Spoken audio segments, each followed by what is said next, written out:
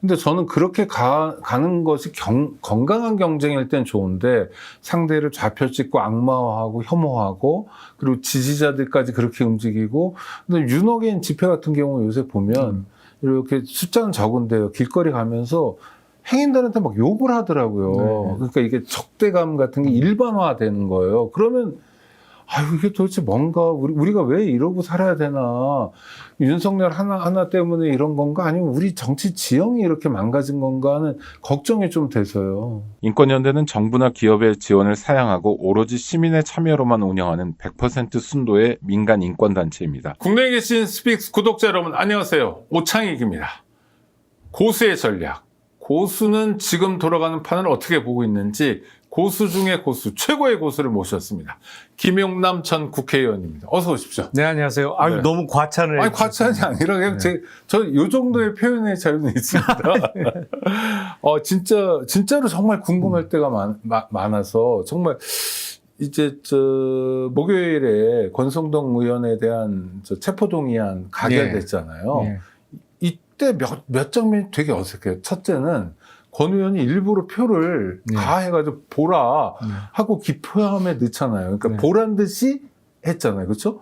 그러니까 보라고 한 거죠. 찍으라고 한 거죠. 그렇죠. 맞습니까, 이건? 아, 그건 맞죠. 그러니까 네. 어떻게 그렇게 보란 듯이 움직이죠?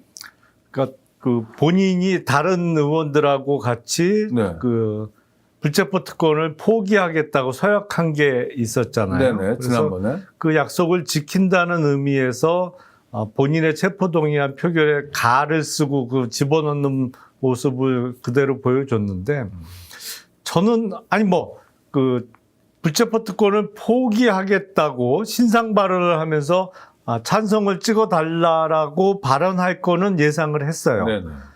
그런데 원래 비밀 투표가 원칙인데 그러니까요. 가를 특히 인사에 관한 투표. 그럼요. 가를 찍었다고 하더라도 그걸 좀 접어서 들고 나와서 넣어야지. 그걸 일부러 카메라에 찍히도록 하는 거는 뭐랄까요? 바람직스러워 보이지 않아요. 그건 비밀 투표의 원칙을 깨는 거잖아요. 네네. 그럼 뭐 앞으로 어떤 투표 있을 때 봐라 나 누구 찍었다 내지는 뭘 찍었다라고 이렇게 보여주는 선례를 만드는 건데 그건 바람직스럽지 않죠. 그러니까 앞으로 뭐 예를 들어 국무총리에 대한 임명 동의가 있거나 그러면 뭐 이쪽 편을 지지하면 넌 가야 하고 이렇게 보여주는 그렇죠. 투표가 될 수도 있네요. 예. 그거는 막아야 되는 거죠. 우리가. 막아야죠. 인사에 관한 거는. 예. 네. 좋습니다. 나머지는 아예 자기가 간지 분지 전광판에 들어오니까 아무 상관없지만. 예를 들어서 네. 법안 표결 같으면 찬성 반대 그 기권이 다 블루 표시되잖아요. 네네. 그거는 이제 하지만 우리가 인사와 관련된 사람의 인사와 관련된 거는 무기명 비밀 투표를 계속 해왔는데 네. 본인과 관련한 투표도 그 원칙을 깨면 안 되는 거죠. 알겠습니다. 그리고 또 하나, 나는 정말 내가 어리석지 않다 이러잖아요. 네. 그 발언도. 내가 검사 생활 20년 했고 국회의원으로 16년 했다 이런 거. 이런 태도도 굉장히 얼핏 보면 굉장히 당당한데 이런 태도는 어디서 나오는 걸까요? 글쎄 통상 정치인들이 네네. 어떤 불법 자금과 관련한 수사를 받던 재판을 받던 다 무죄 주장을 하죠. 그리고 1심에서 무죄 나올 거다, 항소심에서 무죄 나올 거다 그러다가 대부분 유죄 확정되고 나서도 억울하다고 주장하는 경우가 많이 있는데 그런 차원 아닐까 싶고 검사 20년 한 거는 맞죠. 네. 그리고 국회의원도 지금 5선째 하고 있으니까 근데 그거하고 상관없잖아요. 그렇게 따지면 검사 27년 했다고 주장하는 윤석열은 왜 내란을 일으켰어요? 네. 그게 법을 알고 모르고의 문제는 아니니까 그건 별로 설득력 있는 주장이라고는 생각이 안 되고 다만 증거가 얼마나 있느냐의 문제인데 특검이 구속영장을 청구하면서 뒤에 자세히 설시를 했습니다만 참 이 정도 증거가 나오기도 쉽지 않아요. 물론 그거는 돈 전달책 역할을 했던 윤영호 전 본부장이 적극적으로 진술을 하고 또 그 배우자가 돈을 담당하는 직책에 있었는데 사진도 찍어 놓고 또 전달 후에 확인하는 문자도 네. 보내고 이런 게 다 드러났습니다만 그건 법원이 판단할 문제고 본인이 무고함을 주장한다고 해서 그게 결정적인 어떤 역할을 하지는 않죠. 다만 권성동 의원은 몇 년 전에 강원랜드 이제 취업 청탁 사건과 관련해서 전국적으로는 무죄를 받은 그랬죠. 적이 네. 있어요. 그래서 그런 개인적인 경험이 많이 영향을 끼치고 있는 것이 아닌가 싶습니다. 아니, 근데 이춘석 전 법사위원장 같은 경우에도 네.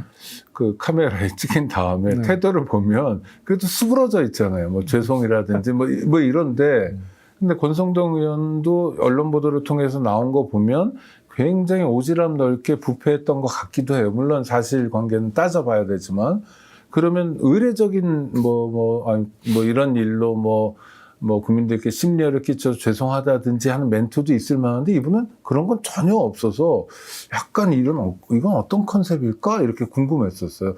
원래 아시죠 참. 그럼요. 네, 근데 네, 원래 이렇게 알죠. 약간 뻣뻣한 스타일입니까 아니면 어떻습니까? 글쎄요. 근데 제가 느끼기에는 대략 얼마나 됐나? 지금 한 25년 가까이 된 것 같거든요. 네. 그러니까 권성동 의원을 알게 된 게. 같이 근무연도 있으세요? 그럼요. 그러니까 네네. 검사 때 네. 같이 근무를 했으니까. 근데 제가 느끼기에는 권성동 의원이 이른바 윤핵관으로, 그러니까 네. 윤석열 정부의 집권 이후에 윤핵관으로 이렇게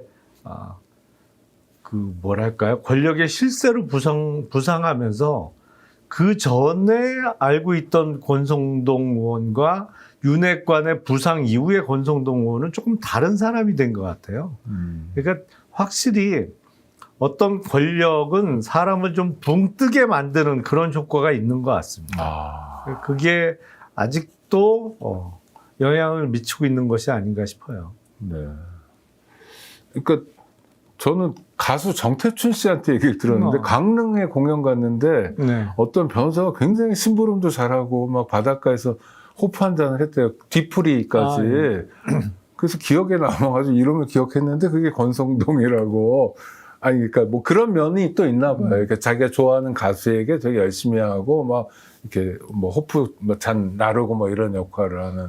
그거는 언제적 얘기인가요? 옛날 얘기. 그러니까 네. 의원 되기 전에. 네, 그러니까 제 기억에 인천 특수부장을 하다가 그 변호사 개업을 했나 뭐 그렇거든요. 그러니까 그 변호사 개업을 한 이후에 그 MB 정부의 비서관으로 있다가 이제 보궐선거에 출마해서 당선이 됐으니까 네. 개업과 국회의원 당선 그 사이 때 일 같은데요. 네, 잠깐. 네. 그러니까 아니 원래 그런 성격인가 저는 잘 몰라서 개인적으로 권성동 의원을 몰라서. 그러니까 지금 보면 너무 뻣뻣하고 너무 윤핵관 뭐 이러고 막 으스대는 것 같은 이미지만 있고 또 어떤 때는 그런 게 아니라는 얘기도 또 듣고 그래서. 네. 뭐 개인 캐릭터가 그렇게 중요하지 세월이 않아요. 지나면서 사람도 좀 변하겠죠. 네. 알겠습니다. 그 정도 하죠. 근데 당은 왜 국힘 의원들은 왜 다 퇴장을 했을까요? 그럼 불체포 특권을 포기하는 당의 이미지를 가지면 투표도 참여할 수 있는 거 아닌가? 오히려 투표에 참여해야 그 이미지가 부각되지 않을까? 그러니까 기존의 불체포 특권 포기를 공개적으로 약속한 취지에 따르면 사실은 투표에 참여해서 가를 찍어야죠. 네네.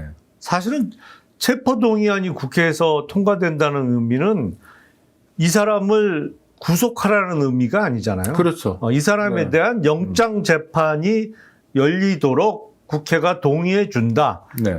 회기 중이지만 영장 재판을 열어도 좋다는 의미에서 그 동의를 해주는 건데, 그러면 이제 투표 참여하고 가를 찍어야 되는데 아마도 그런 것 같습니다. 이제 동료 의원 내지는 같은 편끼리 체포동의안에 가를 찍어서 투표하기가 좀 뭐랄까요? 머쓱하다고 그래야 되나? 그런 의미에서, 그렇다고 불을 찍으면 불체포특권 포기 약속을 정면으로 깨는 거고, 네네.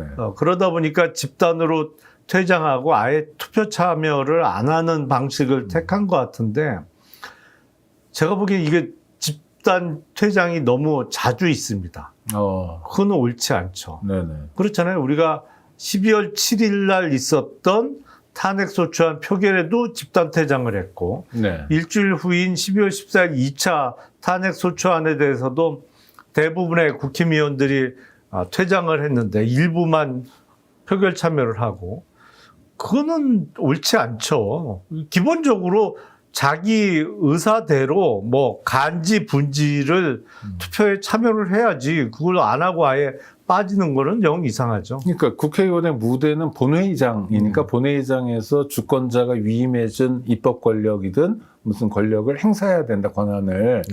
그게 정답인데, 근데 말씀하신 것처럼 자꾸 퇴장하는 건 뭘까요? 까닭이? 그러니까 입장 곤란하거나 입장 곤란. 아니면 네. 어떤 통일된 행동이 기대하기 어려울 때 예를 들어서 당론은 반대인데 네. 이거 투표 참여하면 특히 무기명 비밀 투표에 있어서는 저 사람 가서 가를 찍을 것 같아. 당론은 부결인데. 네네. 뭐 이럴 때 행동 통일이 안 될 것 같으니까 아예 다 빠져. 근데 빠지는 거는 누가 빠지고 안 빠지고는 표시가 나잖아요. 네네. 그러니까 그런 이유로 집단 퇴장하는 경우가 왕왕 있는데 그것도 역시 잘못된 거죠. 아니, 그러니까 국회의원은 당 소속이긴 하지만 개개인이 헌법기관이잖아요. 그리고 개개인이 대표해야 될 이를테면 유권자, 주권자가 있는 거고 개개인의 정치 철학도 있는 거고 그건 정말 문제일 것 같은데 자꾸 모든 사안은 아니지만 이렇게 사안마다 퇴장하는 건 그렇죠. 맞는 네, 말씀입니다. 그러니까 옳지 않죠. 절대로. 그리고 또 하나는 통솔력이 부족해서일 것 같다는 생각도 드네요. 그러니까 원내 대표가 의원들에 대한 뭐랄까 그립감이나 이런 게 좀 떨어질 때 쓰는 전술 아닌가 싶기도 하고요.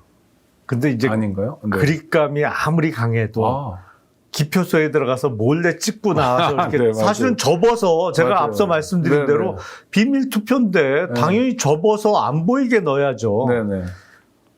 그렇게 하면 이게 장담할 수 없잖아요. 뭐 네. 그거는 어떤 그립감이라기보다는 그거는 아무리 그 독재 국가에서도 정말 무기명 네네. 비밀 투표 원칙만 지켜진다면 이른바 반란표를 막을 수는 없죠. 네네. 알겠습니다. 결국 하여튼 국민이 그 정파에 대해서 심판하거나 판단해 주거나 이런 숙제만 남아있는 거겠네요. 그렇죠. 결국엔 정치적인 판단을 받아야겠죠. 네네. 근데 만약 지금 특검을 통해서 나오는 게 사실이라면 권성동 의원은 그 당대표가 되고 싶어서 통일교의 손을 잡았다는 거잖아요. 네, 예. 대충. 네.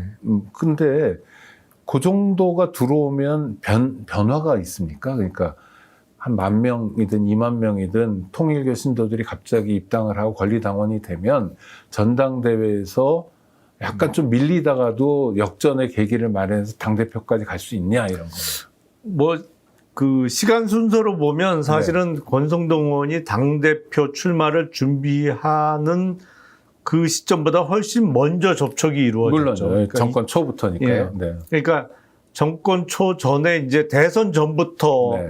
접촉이 이루어졌으니까 그 대선 이후에 전당대회 개최를 염두에 두고 당대표 출마를 준비하던 권성동 의원이 아마 만남을 이어갈 수 있었던 것 같은데 10,000표든 30,000표든 사실은 결집된 표는 그만큼 효과는 확실하죠. 그러니까 예를 들어서 어떤 당원이 10,000명이 늘어났다고 하더라도 그 10,000명이 개별적으로 다 지지하는 후보가 다르다든지 아니면 국민의힘 당원 중에도 정치적인 성향이 좀 스펙트럼이 다를 수 있잖아요. 그러면 그거는 결집 효과가 없기 때문에 그거는 그야말로 어떤 국민의 구성 비율대로 나타나겠죠. 하지만 특히 종교 집단 같은 경우에는 거의 교주나 아니면 중요한 성직자 뭐 하여튼 교단의 중요 인물이 어떤 오더를 내리면 거의 그대로 이루어지는 경우가 많으니까 그런 표는 효과가 있죠. 그러니까 과거에도 보면 신천지 그뿐만 아니라 정광훈 목사를 찾아간다든지 이런 정치인들이 나오는 게 그건 결집된 표라고 보니까 효과가 크다고 생각하는 현실 거죠. 정치인으로서 유혹은 느낄 수 있는 거다. 글쎄요. 근데 그거를 당대표가 되고 싶다고 그걸 한다고? 그거는 조금 그렇죠. 아니 김의원도 안 하실 것 같은데, 그러니까 현실적인 유혹은 있을 수 있다 이 정도입니까? 아니면 왜냐하면 이게 그 오래된 게 아니라 최근 몇 번 뭐 민주당 대선 경선에서 신천지 개입설, 정광훈 목사 통일교 이렇게 몇 번이 있었잖아요. 큰 사건으로. 근데 그게 선뜻 이렇게 내키지 않을 것 같다는 생각도 들고, 아니면 이건 굉장히 손쉽게 손잡을 만한 대상인 것 같기도 하고 잘 몰라서 여쭤보는 겁니다. 근데 네. 말씀대로 그거는 최근의 현상 같아요. 그러니까요. 왜냐하면 그 전에만 해도 예를 들어서 그런 어떤 그 종교 집단, 그게 신천지가 됐던 통일교가 됐던 좀 꺼려했죠. 네. 그리고 만남 자체 내지는 어떤 그쪽으로부터 지지를 받는다는 것 자체가 알려지는 것 자체가 득표보다는 또 간표 요인이 더 크다고 봤기 때문에 그렇죠. 이쪽도 뭐 정통 기독교라든지 뭐 다른 종단의 그렇죠. 표도 있으니까요. 네. 그렇기 때문에 상당히 꺼려하고 좀 어떤 접촉을 갖더라도 상당히 비밀리에 그 쉬쉬하면서 만났는데 요새는 그게 거의 노골적으로 좀 하고 있는 것 같아요. 네. 노골적으로 공개적으로 만나고 집회에 참석할 집회에도 정도니까요. 연단에 네. 서서 나란히 하고 뭐 이런 거로 봐서 달리 판단하는 건가? 이게 옛날 같으면 간표 요인이 더 크다고 봤는데 그게 아니고 요새는 득표 요인이 더 크다고 보든지 아니면 당원의 구성 비율 자체가 좀 바뀌었다고 판단하든지 뭐 그런 나름대로 계산하에 그렇게 하겠죠. 네네.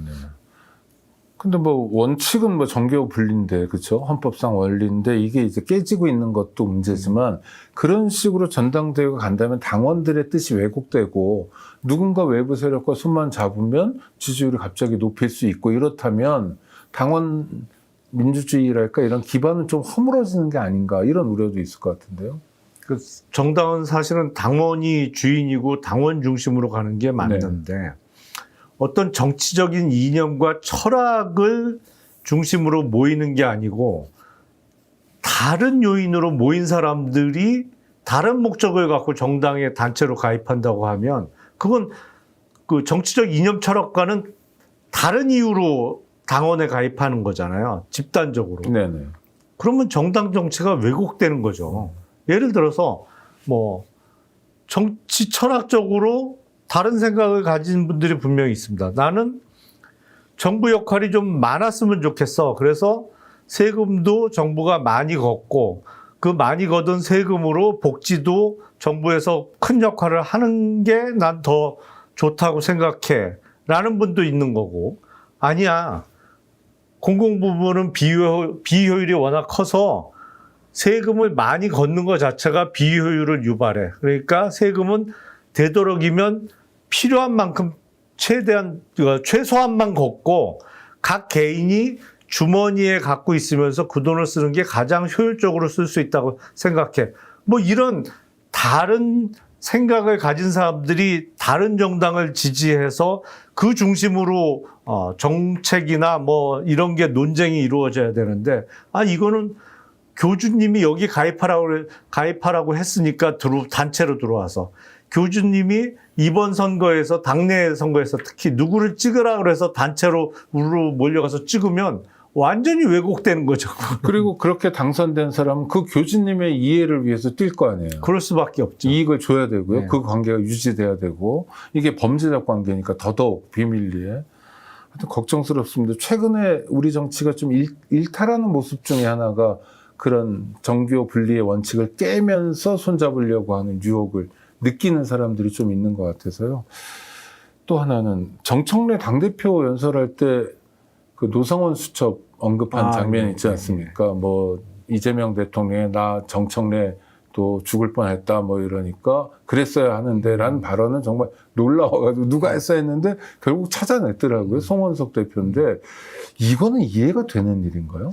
원내대표인데 저 뒤에 앉은 사람. 그러니까요. 네. 그건 진짜 원내대표가 아닌 뭐 국힘 소속의 다른 초재선 의원이 했다고 해도 큰 문제일 수밖에 네. 없죠. 왜냐하면 그거는 내란이 성공하기를 바랬다라는 얘기밖에 안 되는 거잖아요. 그리고 너는 죽었어야 된다라는 그렇죠. 얘기니까 더 험한 얘기잖아요. 그렇죠. 네. 그러니까 그거는 입에 담을 수 없는 얘기인데 그걸 딴 사람도 아니고 당을 대표해서 타당과 교섭하고 뭐 합의를 이끌어내야 되는 원내대표 입에서 나왔으니까 사실은 문제가 더 심각한 것이죠. 저는 이 문제와 관련해서는 이미 뭐 발뺌을 하기에는 어려워요. 그 뭐 동영상도 확보가 네네. 됐고 그 주변을 당시 찍은 화면을 보면 송원석 원내대표 앞에 앉아있던 국힘 소속의 다른 의원이 그 얘기 듣고 머쓱해서 이제 나가는 장면까지 찍혀 있더라고요. 그래서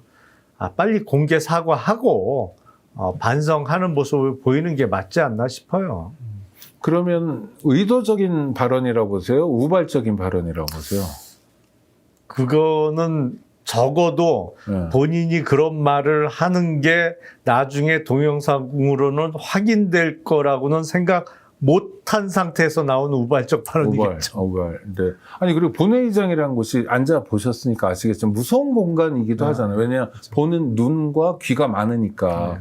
그래서 폰 열다가 집에 가게 되고 이런 분들도 그렇죠. 있는데, 그럼 우발적이다. 그러면 우발적이라면 평소 그런 생각을 좀 가지고 있었던 게 그렇죠. 얼결에. 우발적으로 본심이 나왔다고 봐야겠죠. 그러니까 의도적으로 본인이 하는 게 찍히도록 연출한 장면은 아닌 것 같고 네네. 그냥 부지불식간에 본심이 툭 튀어나온 거 아닌가 싶습니다. 그럼 그런 본심을 갖고 있는 분들이 국힘에 좀 됩니까? 김재원 최고위원도 확인을 해줬잖아요. 네네. 그분은 원외긴 하지만. 네네. 최고위원이 그런 생각하는 사람이 한둘이겠냐 그러면서 확인을 해줬잖아요. 그런 생각은 제한이 없는 겁니까? 예를 들면 계엄이 성공했어야 돼서 멈추는 겁니까? 아니면 특히 노상원 수첩처럼 정말 많은 사람 피를 봐야 된다까지 진도가 나가 있는 겁니까? 그런 생각의 범주가 어느 정도인가요? 그래서 제가 보기엔 이제 국힘 입장에서는 민주당을 비롯한 지금 범여권에 대한 어떤 반감 내지는 적개심이 툭 튀어나온 거가 아닌가 싶은데 네. 그래도 할 말이 있고 못할 말이 있는 거죠. 그거는.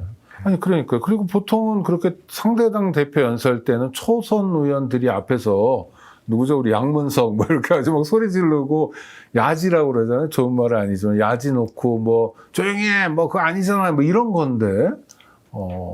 그렇군요. 하여튼 좀 이해가 안 돼요. 그래서 의도된 발언 아니냐 이런 거. 그러면 송원석 대표의 발언은 우발적인 거라고 치고, 물론 마음이 나온 거라고. 뭐 찍힐지 몰랐겠죠. 네네. 그러니까요. 우발적인 거라고 치고. 근데 김재원 최고의 인터뷰는 그건 의도된 발언이잖아요. 인터뷰니까. 그렇죠? 그렇죠. 네. 네. 그런 발언은 굉장히 세다고 느껴지는데, 왜냐면 목숨이 오가는 상황에 대한 말이니까, 센 발언을 하는 의도는 뭘까요? 그거는 뭐 지금 이번에 국민의힘 전당대회 결과로도 나왔습니다만 그런 류의 발언에 더 열광하고 지지를 보내는 당원이 더 많다고 생각한 거죠. 그러니까 본인의 이미지를 확실히 가져가겠다고 하고 그 김재원 의원의 발언은 그건 의도된 거죠. 그러니까요. 사실 그건 우발적이라고 볼 수 없고 그러니까 당연히 인터뷰니까. 방송에 나갈 거를 알고 한 얘기니까 그렇게 봐야겠죠. 의도된 건 당원들의 마음을 사기 위해서, 또 하나는 지금은 이제 최고위원으로서 지도부 구성원이지만 뭐 내년이나 언제 새로운 정치 지형에서 얼마든지 진출할 수 있는 뒷심을 기르기 위해서. 그러니까 이번 전당대회 최고위원 선거를 보면 네. 뭐 신동욱 의원이 최고위원 중에는 1등을 했습니다만 그거는 유일한 현역 의원이었고 네. 그리고 앵커 출신으로서의 어느 정도 인지도도 나온 결과라고 보이고 예상 외로 정치적으로 거의 무명에 가까웠던 김민수 최고위원이 2등을 했어요. 네네. 근데 2등한 요인을 따져보면 딴 게 없습니다. 가장 강성 발언을 많이 했어요. 극단적인 발언을 많이 했어요. 그 2등 했어요. 그리고 김재원 최고위원은 사실은 직업이 최고위원이다라는 네네. 말이 나올 정도로 4번 연속 전당대회 출마해서 지금 4번 연속으로 최고위원을 하고 있는 것이거든요. 그러니까 중간중간에 비대위만 건너뛰었을 뿐 전당대회는 계속 출마한 거예요. 그리고 네. 계속 최고위원 당선됐어요. 한때는 뭐 1등도 했었고. 근데 이번에 겨우 붙었어요. 떨어질 뻔했어요. 근데 이분도 말이 센데 겨우 붙었다. 근데 다른 센 사람들이 훨씬 더 셌던 거죠. 더 센 강적이 있었군요. 예, 훨씬 더 센 발언을 한 사람들이 김재원 최고위원보다 득표를 더 많이 한 거죠. 그러니까 본인의 이번에 전당대회 성적표에 대한 어떤 반성에서 나온 발언일 수도 있다고 생각이 됩니다. 그러면 당대표 선거도 그런 의미가 있나요? 그러니까 탄핵에 반대하는 두 사람이 결선을 했는데 네. 김문수 후보보다 장동혁 후보가 앞선 건 장동혁 후보가 더 셌기 때문에. 그럼요. 아. 그렇죠. 그러면 더 센 사람이 당심을 얻어서 당의 요직을 차지해요. 그리고 중요한 자리에 나가고 뭐 공천도 받고. 근데 그럴수록 사실은 만약 내년 지방선거를 한다면 국힘 입장에서 불리해지는 거 아닌가요? 그러니까 대구 경북은 확실하게 챙길 텐데 이를테면 수도권은 말할 것도 없고 불경부터 균열이 오지 않나요? 그렇죠. 근데 왜 그런 바보 같은 선택을 하죠? 아니 일단 자기가 살고 봐야 되니까. 네. 그러니까 그렇게 강성적으로 갈수록 사실은 대중정당과는 거리가 멀어지는 거죠. 네. 그러면 대중선거를 치를 수가 없습니다. 점점 힘들어질 수밖에 없죠. 그러니까 대중선거라는 건 공직선거죠. 뭐 지방선거, 국회의원 총선거, 그리고 대통령 선거 등등 정말 정당 내에서만 치러지는 게 아니고 일반 유권자를 상대로 치러지는 선거는 점점 불리해질 수밖에 없는데, 그러니까 지금 국민의힘의 어떤 의석수도 그렇고 이른바 당세라는 것도 지속적으로 좀 쪼그라들고 있잖아요. 그러니까요. 그런 게 다 원인으로 아니, 근데 작용하는 그거를 거죠. 당에도 사람들이 있는 거 아닙니까? 네. 당직자도 있고, 뭐 정책도 있고, 또 현역 의원도 있고, 또 특히 원외 당협위원장들도 있지 않습니까? 이 사람들 입장에서는 내가 예를 들어 수도권 당협위원장이면 죽었다 깨어나도 국회의원 못할 것 같은데 지금 상황이 계속된다면 그럼 그런 긴장감은 없나요? 그런 긴장감을 통해서 이렇게 가지 말아라든지 이렇게 당의 외연을 확장하는 자발적 움직임 이런 거. 일단 원외 인사들은 네. 사실은 뭐랄까요? 그런 생각을 하고 이걸 바꿔야겠다라는 어떤 깃발을 들고 나설 만한 사람이 잘 없어요. 리더급이요? 예. 리더도 없을 뿐만 아니라 이게 이제 특히 수도권을 중심으로 국민의힘이 계속 어려워지고 힘들어지다 보니까 뭐 조금 직설적으로 표현하면 B급,C급만 있다. 네. 퀄리티가 많이 떨어졌어요, 지금. 네. 퀄리티가 점점 떨어져서 많이 떨어져 있어요, 이미. 그래서 그럼 또 지잖아요. 제가 국민의힘을 너무 많이 걱정하는 건지 모르지만 그러면 다음 선거 때는 더 확실하게 지잖아요. 지금 악순환이 계속되고 그러니까, 있는 거죠. 선거를 치르면 치를수록 악순환이 계속되고 있는 중이고, 그리고 원내는 문제가 주로 영남권이에요. 네네. 수도권에서 몇 사람 못 살아남았거든요. 그렇죠. 살아남은 사람도 사실은 뭐 강남 서쪽, 강남 3구, 네. 용산 뭐 이런 식으로 한 말이에요. 분당 뭐 이런 지역구만 일부 살아남았기 때문에 약간 인식도 다른 거죠. 정말 어려운 지역에서 치열하게 싸워서 살아남은 사람이 있다면 그런 목소리를 대변할 수 있을 텐데 그럴 만한 사람이 극히 소수인 게 현실인 것이죠. 그러면 이를테면 구체적으로 사람 들어가고 보면 죄송합니다. 제가 궁금한 게 많아서 나경원 의원 같은 경우에 동작이잖아요. 네. 근데 국민의힘에겐 좋은 지역구는 아닌 것 같아요. 근데 보면 후보가 그때 경찰관 출신이 나오고 뭐 이런 것도 있고 그래서 이기긴 했는데 사실 낙승은 아니고 겨우 이긴 거라고 봐야 되잖아요. 그럼 나경원 의원 같은 경우에는 더더욱 중도화 전략이랄까? 당의 외연 넓히기에 골몰해야 될 것 같은데 진짜 보여주는 모습은 오히려 더 굉장히 경직된 모습을 보여주거든요.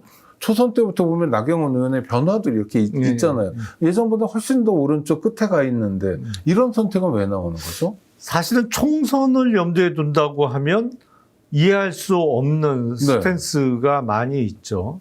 다만 지난 총선에서 국민의힘 무세 지역이라고 보기 어려운 동작을에서 당선될 수 있었던 것은 윤석열 정부 들어서 특히 2023년 그 봄에 열렸던 전당대회 때 당대표 출마하려고 하다가 당내에서 거의 뭐 일종의 이지매를 네, 당하고 그랬죠. 주저앉았잖아요. 그게 오히려 반윤 이미지를 갖고 갈 수 있어서 그게 당선의 원동력이 됐다고도 볼 수 있는데 최근에 보여지고 있는 모습은 완전히 친윤적인 내지는 뭐 어떤 강성 의원만큼이나 강성인 모습을 보여주고 있단 말이죠. 그래서 그렇다면 다음 총선을 염두에 둔다면 다음 총선에서 살아남기가 어려운 거 아니냐라고 판단을 충분히 해야 되는데 제가 보기엔 조금 다른 판단을 하고 있는 것이 아닌가 싶어요. 그러니까 2028년 총선은 이재명 정부 집권 4년 차에 치러지는 선거입니다. 그러니까 통상 임기 후반에 갈수록 그 정부에서 있었던 뭐 잘한 일도 있고 못한 일도 있을 텐데 일종의 정권 심판 성격의 선거가 강해지면서 야당이 잘해서라기보다는 그냥 여당에 대한 반감의 덕을 보는 반사 효과를 보는 그런 경우가 왕왕 있어 왔기 때문에 그런 걸 좀 기대하는 것이 아닌가. 그러면서 지금 나경원 의원이 5선이에요. 우리는 다음은 이제 6선 도전인데 어느 정당이든 6선 도전을 하는 데 있어서 그 공천 고개가 넘기 쉽지 않습니다. 그렇죠. 왜냐면 6선이면 그야말로 의장급인데 의장을 바라볼 수밖에 없는 건데 6번째 당의 공천이 맞느냐 뭐 이런 의문이 제기되면서 많은 사람들이 이른바 그 공천 고개를 못 넘거든요. 근데 보다 지금 당원에게 부응하는 듯한 목소리를 대변하면서 달리 전략을 짜고 있는 거 아닌가 싶어요. 달리 전략이라는 건 이를테면 당원들의 지지를 많이 받아서 비례로 갈 수도 있고 여러 가지 방법도 있다 이런 거. 비례는 어렵겠습니다만 뭐 예를 들어서 공천은 받을 수 있는 그동안 쌓은 게 있습니다. 어차피 다음 총선 전에 당대표를 뽑는 전당대회를 한 번 더 치러야 되거든요. 뭐 민주당도 마찬가지입니다만 총선 전에 전당대회가 또 있기 때문에 그거를 염두에 둘 수도 있는 거고 아니면 당내의 입지만 굳건하다면 다음 총선 결과는 지금 집권 세력에 대한 심판 성격이 강하기 때문에 보다 용이할 수 있다라고 판단할 수도 있을 것 같고요. 근데 앞서 이제 김 의원님 말씀이 정당이라는 건 기본적으로 국가를 어떻게 운영할 건가, 정치 철학의 차이, 이게 가장 고전적이고 일반적이잖아요. 그러니까 세금 어떻게 할 거냐, 뭐 법인세는 어떻게 할 거냐, 뭐 이런 거잖아요. 근데 지금 양당 구조에서는 사실은 미움을 많이 주고받는 구조인 것 같아요. 상대가 되게 밉고 미우니까 원내대표 입석에서도 우발적인 어떻든 튀어나오기도 하고 뭐 이쪽도 뭐 만만치 않게 미워하고 서로가 이렇게 미워하고 이게 역사적으로 보면 노무현 전 대통령의 비극적 죽음 이후에 빵 터지고 봉합이 잘 안 되고 뭐 이런 느낌이 많이 들어요. 그러면 이러면 계속 이게 반복이 되면 그냥 상대방의 실수만 있으면 되는 거고 그게 아니면 많은 거고 하여튼 그래서 우리 정치가 좀 이렇게 낮은 수준에서 맴돌고 있다 이런 그냥 관전평인데요. 제대로 본 건가요? 아니면 잘못 본 건가요? 아니 사실은 그게 곳곳에서 나타나고 있는 거죠. 그러니까 우리 정치도 일대는 거의 적대감 수준이잖아요. 그러니까요. 지금은. 그래서 점점 극명하게 갈라지고 있는 거고 우리뿐만 아니죠. 미국 보세요. 미국에 지금 트럼프 대통령에 대한 열렬한 옹호자였던 젊은 청년이 암살당했잖아요. 그건 아주 뭐 정말 극단적인 예인데 미국 정치도 제가 보기엔 1960년대로 돌아간 것 같아요. 그러니까 인종차별과 그거에 대한 반감이 폭발하면서 그때는 암살당하는 인사들이 왕왕 나왔잖아요. 대통령도 암살당했으니까요. 그럼요. 그러니까 급기야 이제는 정치적인 이유로 아마 살해한 것 같은데 그런 모습이 지금 2025년 미국에서 나타나고 있고 어떤 측면에서는 우리나라도 거기서 자유롭지 못한 것 같은데 그러니까 미국은 총이 있고 우린 총이 없으니까 칼이고 이재명 대표가 칼로 테러도 당하고 그럼 그런 사람은 다른 제2, 제3의 이재명이 나올 수도 있고 그렇죠. 그런 정치 테러. 이런 불안이 있어요, 저는. 그러니까 지금은 그렇죠. 점점 그 위험성은 높아지고 있는 상황이라고 볼 수 있겠죠. 근데 이렇게 계속 갈 수는 없잖아요. 그렇죠. 어떻게 해야 됩니까? 그러니까 이쪽 저쪽을 잘 아시는 분이어서 그러니까 국회의원들이 지금 이렇게 막 다투잖아요. 네. 예전에는 같이 밥도 먹고 사우나에서도 그렇죠. 보고 뭐 어쩌고저쩌고 술도 한잔하고 부르기도 하고 서로 부탁도 하고 들어주기도 하고 이런 게 있었다는데 지금 이게 완전히 없는 겁니까? 거의 없는 겁니까? 어떻습니까? 거의 없어졌다고 거의. 봐야겠죠. 예. 그리고 제가 보기엔 이 지금 우리나라를 놓고 보면 이 소선거구제가 거의 한계에 이른 것 같아요. 네, 네. 그러니까 소선거구제 딱 한 사람만 당선이 되는 죽기 아니면 살기. 죽기 아니면 네. 살기죠. 국회의원 선거에 있어서 뭐 저기를 죽여야 내가 사는 구조니까 뭐 중대선거구도 그렇고 소선거구제도 그렇고 나름대로의 장단점이 다 있습니다만 네네. 이제는 극한 대립이 거의 갈 때까지 간 거 아닌가 싶어서 어떤 계기로 인해서 만약에 중대선거구제로 선거구제를 바꾸는 여야 간의 합의만 이룰 수 있다면 또 상당 부분은 해소가 될 수도 있을 것 같아요. 근데 그 논의도 좀 본격적으로 해야 되겠네요. 사실 논의야 많이 했죠. 그동안 우리가 실험도 했고, 그 다음에 뭐 전두환 시기 이럴 때도 거쳐봤으니까요. 근데 저는 왜 그러냐면 이렇게 극단적인 갈등을 하면 의제를 놓쳐버리거든요. 진짜 우리가 숙제로 챙겨야 될 것들을 막 놓쳐버리고, 그 다음에 국민들도 덩달아 분열해버리잖아요. 뭐 어느 지역이 싫어요. 난 거기 관광 안 가요.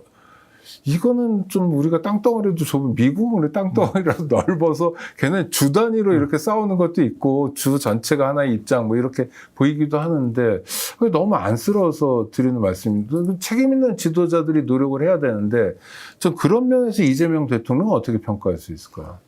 일단은 이재명 대통령은 대통령 당선 이후에 지속적으로 보여주고 있는 모습은 통합이죠. 네.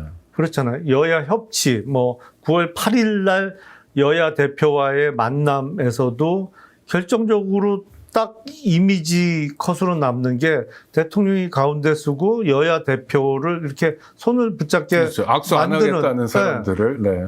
악수 그전까지 거의 첫 악수 아니었나요? 그 악수가? 네. 그런 이미지는 사실은 어떤 진영의 대표를 훨씬 뛰어넘는 대통령직에 어울리는 이미지인 거죠. 원래 대통령은 그래야 되는 거죠. 네네. 윤석열 정부 때 이상했던 거죠. 야당 대표 안 만나겠다 그러고 뭐 범죄자라고 그러고 이게 잘못됐던 거죠. 사실은 이재명 대통령은 앞으로도 그런 이미지를 보다 강화하고 실제로 활동도 그렇게 해나갈 필요가 있어 보입니다. 왜냐하면 말씀하신 대로 지금은 각 당이 다 극단으로 가고 있거든요. 물론 본인들이 옳다고 생각하기 때문에 그 방향으로 가겠습니다만 그게 국가 전체적으로 보면 싸우다 날 새는 거예요. 그러니까요. 난 너랑 달라가 가장 중요한 정체성일 수는 없다는 거죠. 그렇죠. 다른 내용이 있어요. 그렇죠. 네. 아니 일단 그게 좀 완화되려면 저도 대단히 아쉽게 생각하는 게 일단 국민의힘이 내란에 대한 반성을 좀 해야 그것만 해도 쉽게 좀 마음이 풀릴 것 같은데 그게 안 되고 있어서 참 실타래를 풀어나가기는 어렵습니다만 안 될 것 같은 될까요? 지금 아까 말씀하신 그 국민의힘의 여러 가지 조건들을 볼 때 내란에 대한 반성에는 오히려 더 윤어게인 같은 기운을 강화하는 이런 모습들도 많고요. 지금 현재 상황으로는 참 풀어내기 어렵죠. 왜냐하면 더 센 발언을 기대하는 강성 당원들이 있기 때문에 거기에 어긋나면 사실은 장동혁 대표도 전당대회 때보다는 조금 각도가 틀어지고 있고 뭐 약간 누구 말에 유연해진 것 의하면 같죠? 네. 매일 1도씩 왼쪽으로 가고 네, 있다고 네. 표현하던데 그러기는 합니다만 그래도 한계는 있잖아요. 뚜렷하게 그 틀에서 깨고 나오진 못하고 있잖아요. 그게 살짝씩 이제 틀고 있는 정도지. 근데 국힘이 100석 이상이고 역사와 전통이 있는데 뭐 전 위원 정당이 될 수도 있고 모든 가능성이 살아 있지만 그래서 그게 소멸돼 가지고 우리 정치가 재편되는 게 답이냐 매번 이건 아닌 것 같아요. 이거는 그냥 상대가 다 죽어야 끝나는 싸움은 이제 좀 그만하고 대통령도 그런 얘기를 하고 또 실천도 하려고 하니까 새로운 방법. 그럼 어제 100일 어제가 아니고 지난번에 100일 기자회견에서도 대통령이 그런 얘기를 했는데 여야가 다른 것 같지만 공약들이 나중에 가면 다 비슷해진다. 특히 그렇죠. 대선 때는 좋은 거 따라 해야 되기 때문에 서로 경쟁이니까 그거 모아서 우리가 공약 실천 협의기구 같은 거 만들자라는 거잖아요. 네. 그런 걸 실제로 이제 작동이 되고 그럼 여야가 합의해서 하나씩 뭐 입법과제도 해결하고 정책과제 해결하면 좀 완화될까요? 아니면 그건 전혀 별개로 갈까요? 그런 작업이 이루어지면 완화가 되겠죠. 네. 다만 야당 입장에서는 안 하려고 할 거예요. 왜냐하면 들러리. 그것도 있고 네네. 야당이 잘해서 흥하는 경우는 거의 없어요. 그리고 티가 안 나죠. 네. 잘했다 하더라도. 야당이 잘한 건 말씀대로 네. 티도 안 나요. 네, 그거는. 네, 맞아요. 집권 여당이 못하거나 망해서 야당이 흥하는 거를 이른바 반사 효과를 기대하는 건데 그런 식으로 공통 공약을 우리 실천하자고 해서 협의체를 만들고 그거를 선별해서 하나 둘씩 이렇게 해 나가는 모습을 보여주면 사실은 국정 운영 전반에 대한 이른바 공동 책임을 지는 모습으로 비춰질 수 있기 때문에 집권 세력이 망했을 때 같이 망한단 말이에요. 그런 네. 식으로 생각을 하기 때문에 그 참여 안 하려고 할 거예요. 이런 건 어때요? 정권 초기는 잘 안 망하잖아요, 사실은. 그렇죠. 기본적으로. 네. 그러니까 정권 한 2년 정도까지는 협치 분위기로 가고, 그 다음에 여당이나 집권 세력들이 뭐 실수를 하거나, 이춘석 의원 같은 분이 한 5-6명 나오고 이러면 금도 굳고, 뭐 이런 게 전술적으로 유효하지 않을까요? 죄송합니다. 제가 오늘 국민의힘을 너무 많이 걱정하고 있어서. 네. 아마 그런 정치는 이른바 내각제를 하면서 연립내각을 구성하면 혹시 모르겠어요. 근데 네. 대통령제에서 더군다나 국회의원도 소선거구제로 뽑는 데서는 조금 어렵지 않을까요? 물론 말씀하신 대로만 네네. 돌아갈 수 있으면 네. 좋죠. 그게 베스트인데 당장 내년 6월 지방선거가 있고 이제 해 바뀌면 벌써 이제 9월 중순에 접어드는데 네. 연말 지나고 나면 지방선거 국면이에요. 그렇죠. 네. 몇 달 안 남았어요. 아니, 이제. 지금도 벌써 후보들은 고향 가서 뭐 토크쇼도 하고 그러던데. 뛰고 있잖아요. 그러니까 큰 선거가 다가오고 있기 때문에 시간적인 여유가 없어요. 이게. 그런 어떤 협치하는 모습을 보여줄 만한 선거는 어차피 승부가 갈리는 일이고 네. 거기서 자기가 아니면 자기네 편이 살아남기 위해서는 대립할 수밖에 없기 때문에 제가 보기엔 그거는 조금 어렵지 않을까 싶어요. 네, 당분간은 계속 이렇게 네. 가겠군요. 근데 저는 그렇게 가는 것이 건강한 경쟁일 땐 좋은데 상대를 좌표찍고 악마화하고 혐오하고 그리고 지지자들까지 그렇게 움직이고 근데 윤호개인 집회 같은 경우 요새 보면 이렇게 숫자는 적은데요. 길거리 가면서 행인들한테 막 욕을 하더라고요. 네. 그러니까 이게 적대감 같은 게 일반화되는 거예요. 그러면 이게 도대체 뭔가 우리가 왜 이러고 살아야 되나? 윤석열 하나 때문에 이런 건가? 아니면 우리 정치 지형이 이렇게 망가진 건가 하는 걱정이 좀 돼서요. 기본적인 이제 점점 그 틈이 벌어지는 지형은 기존에도 있었던 것 같고 그런 상황에서 윤석열이라는 문제적 인간이 튀어나오면 그 골이 더 깊어지는 것 같아요. 사실은 그런 집회에서는 지나가는 사람이 욕이 나오죠, 사실은. 거꾸로죠. 아니, 네. 너무 시끄러워요, 네, 진짜. 고래고래 소리를 치니까. 근데 적반하장식이란 말이죠. 그렇게 되면 싸움이 안 나기가 어렵죠. 아니, 그리고 보통 집회는 저도 많이 해봤지만 행인들한테 시민들한테 나의 주장을 알리고 동의를 구하는 과정이잖아요. 우리가 권력이 없으니까 시민들 이랬어요. 우리 도와주세요. 우리랑 뜻을 같이 해주세요. 근데 그게 아닌 정말 신종 집회들이 나오더라고요. 우리 안에 들어오지 않은 사람은 누구든지 다 악마화할 수 있고 배관시할 수 있고 배타할 수 있는 두려움이 생겼어요. 이게 아까 말씀드린 것처럼 정치 테러로 가기 시작하면 특히 20대에 또는 뭐 청년들 중에 어떤 친구가 잘못 세례받으면 이거 우리가 사회에 감당할 수 있을까? 그러면 그건 다 사법 처리로 해결하면 되나? 감옥만 보내면 능사일까? 뭐 이런 의문과 궁금증, 두려움 때문에 자꾸 여쭤보는 겁니다. 충분히 걱정하실 만한 상황이죠. 그러니까 우리나라에도 뭐 물론 이제 미국처럼 총으로 암살하는 극단적인 사례는 아닙니다만 충격적이었던 게 서울 서부지법 난동 사건이잖아요. 아니 우리 헌정사에 제가 알기로는 처음이에요. 처음이죠. 집단적으로 법원에 몰려가서 때려부신다고? 아니 관공서도 없었어요. 경찰서 푸신 적도 없었어요. 5.18 때도 경찰서 푸시고 총 있었는데 안 갔거든요. 그러니까 왜냐하면 지켜야 될 공동체 규범을 국민들이 되게 소중하게 여겨주셨잖아요. 아니 능력 있어도 경찰서 하나 까부실 수 있는데 안 했거든요. 근데 이게 허물어졌잖아요. 그럼 이건 시작일 수 있잖아요. 그렇죠. 누군가는 나서서 이거를 좀 치유하고 어떤 그 중간지대로 다시 돌아오게 하는 노력을 해야 되는 거죠. 지금은 너무 멀리 가 있으니까. 근데 제가 보기엔 그 역할을 가장 잘할 수 있는 분은 역시 대통령인 것 같아요. 네. 대통령 한쪽에 있지만 한쪽에 있는 존재가 아니라 국민을 통합하는. 구체적으로 조언을 해주신다면 한두 가지 이것만 좀 열심히 해봐라 이재명 대통령. 이것만 할 수는 없지만 이것 좀 열심히 챙겨주면 좋겠다 이런 건 뭐가 있으실까요? 아니 일단은 그런 만남 자체가 소중하지 않을까요? 그러니까 9월 8일 날 여야 대표 회동이 이제 대통령하고 같이 있었습니다만 그게 일회성으로 끝나지 않고 뭐 예를 들어서 분기에 한 번씩이라도 계속 이어진다고 하면 1년에 4번 정도 만나는 거잖아요.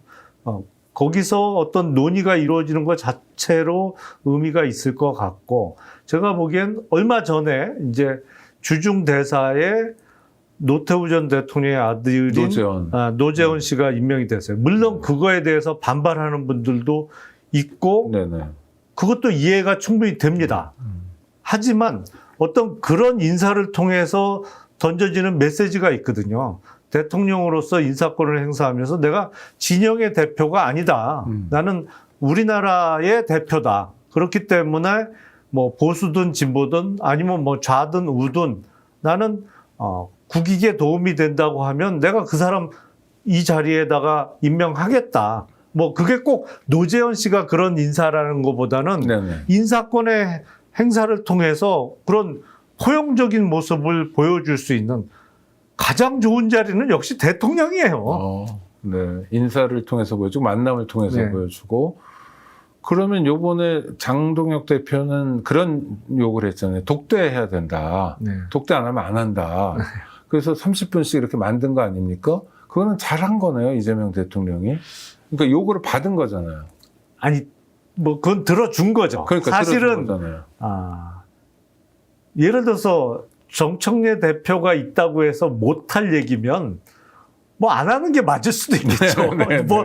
가서 정청래 대표 뭐 욕하는 거 아니고서야 못할 얘기가 뭐 있겠어요. 사실은 거기서 어떤 정책적인 얘기나 그건 어떤 내용을 이야기할지는 대충은 다 예상이 되는 얘기잖아요. 그러니까 그 자리에 없는 사람 욕하는 것 빼고는 같이 못할 내용은 없어 보이는데 요구를 하니까 들어준 것이고 약간 저는 영수회담이라는 용어 자체에 대해서도 거부감이 있습니다. 그거는 너무 오래된 과거에 권위주의적인 용어라서 그건 아니고 대통령과 여야 대표 회동이죠. 근데 뭐 어떤 식이 됐던 뭐 그걸 굳이 고집을 한다고 하면 뭐 오케이 하고 그게 정치력이겠죠. 그러니까 야당 대표를 자주 만나면 좋겠다. 그러면 그만큼 간극은 좁혀진다. 그게 1도만큼 좁혀지는 거라도 대통령은 포기하지 않고 노력해야 된다. 그렇죠. 그게 어떤 큰 어른으로서 보여줄 수 있는 모습 아닌가 싶습니다. 이를테면 그러면 저쪽의 지지자들도 자꾸 뭐 분기에 한 번이든 하여튼 여태까지 어떤 정권도 하지 않았던 야당과의 뭐 경청 네. 또 야당과의 만남을 반복한다면 그래서 그건 성적표가 나올 거 아닙니까? 뭐 임기 1년 동안 야당 대표 몇 번 만난 사람 이게 언론이 탁 그냥 실시간으로 보여줄 거 아니에요. 네. 그래서 압도적으로 많이 했다. 그러면 그런 유권자들, 그런 시민들도 마음을 열까요? 그 마음을 안 여는 사람도 있겠죠. 근데 분명히 마음을 여는 사람도 있을 겁니다. 아, 예를 들어서 이번에 어제 저 대통령 기자회견에서 대주주 요건과 관련해서 뭐 50억 네, 10억, 원을 그대로 50억, 네. 예, 유지할 듯한 발언을 하셨는데 그게 이제 장동혁 대표가 요구해서 그렇다면 내가 들어주겠다고 해서 이루어졌다 뭐 이런 얘기가 있잖아요. 네. 그러면 지난 전당대회 때 김문수가 아닌 장동혁 당대표 후보를 찍은 국민의힘 당원들이 있지 않습니까? 근데 왜 찍었냐? 김문수보다 더 강경한 발언이 마음에 들어서 찍은 사람들이 있어요. 예를 들어서 탄핵에 찬성한 사람 다 쫓아내겠다. 네, 국민의힘에서. 네, 예. 뭐 그런 류의 발언이 마음에 들었어. 근데 그래서 본인이 지지하는 당대표가 대통령을 만나서 어떤 요구를 했는데 대통령이 그 국민의힘 당대표의 요구를 들어주네? 흔쾌히.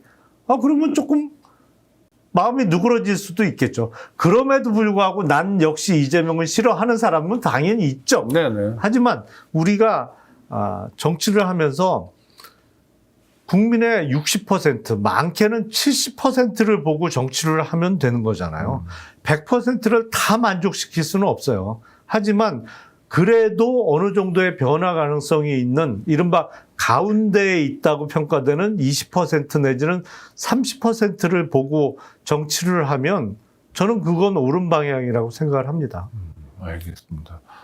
우리 김영남 의원님이 이쪽 저쪽 많이 아시기 때문에 저는 그런 역할도 김 의원님이 앞으로 많이 해주셨으면 좋겠어요. 우리 정치가 선진화되는 역할. 그래서 싸우는 건 싸우더라도 진짜 백이 일로 싸우고, 요거 어떻게, 아까 말씀, 세금 어떻게 할지, 이거 어떻게 할지, 그 다음에 서민들의 삶을 어떻게 도모할지, 뭐 일자리는 정말 어떻게 만드는 건지, 이런 거 진짜 싸움 다 같은 싸움으로 싸우고, 그래서 그 싸울수록 우리가 성숙해지는 이런 정치였으면 좋겠고 그런 면에서 김 의원님께 기대하는 바가 큽니다. 네. 미력이나마 최선을 다하겠습니다. 아니요, 고수시기 때문에 잘 하실 수 있을 것 같고요. 고수의 전략 지금까지 김영남 전 의원과 함께했습니다. 김 의원님 고생하셨습니다. 네, 감사합니다. 감사합니다.